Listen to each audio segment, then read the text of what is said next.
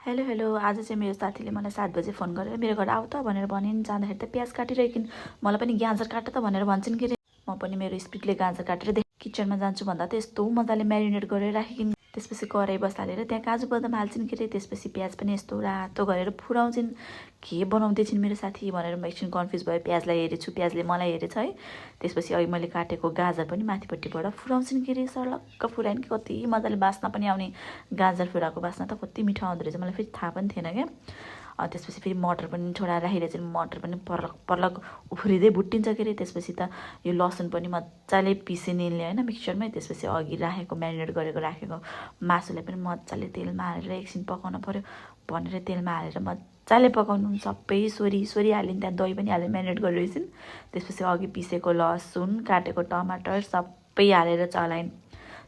त्यसपछि चामल पनि यस्तो मजाले सफा गरिन् साथीले। त्यसपछि चामलको माथिपट्टिबाट लङ सुक्मेर अलैँची हालेर मजाले पानी निकाल्छिन् के अरे। ओ माई गड, त मासु हेर्नुहोस् त यस्तो मिठो भयो थियो। भात सिटी लाएर झ्यामझुम खाइहालौँ जस्तो भयो थियो कि मलाई। फेरि साथीले फेरि एकछिन रोकन मेरो आइडिया छ कि आज यस्तो मिठो बनाएर खुवाउँछु भनेर। हेर्नु न मासु हालिन्। त्यसपछि टपिङ गर्न लागिन् कि राइसको माथिपट्टिबाट यस्तो मजाले त्यो अघि उसिनेको भातको टपिङ गरिन् होइन। आफूलाई फेरि कहिले यो सिटी स्याट्ठा लागेर खाइहालौँ जस्तो भएको के। हेर्नु न त्यो भात यस्तो राम्रो देखेको होइन। त्यसपछि माथिबाट फेरि यो मटरको र गाजरको टपिङ पनि गरिन् मेरो साथीले। त्यसपछि अघि फुराएर राखेको हामीले यो प्याज पनि फुराएको थियौँ। यो प्याजको पनि मजाले सर्लक्क टपिङ गरायौँ। त्यसपछि फेरि फुराएर राखेको यो काजु बदामको टपिङ गरायौँ। अनि अलिकति अझै काजु हालौँ न भने मैले।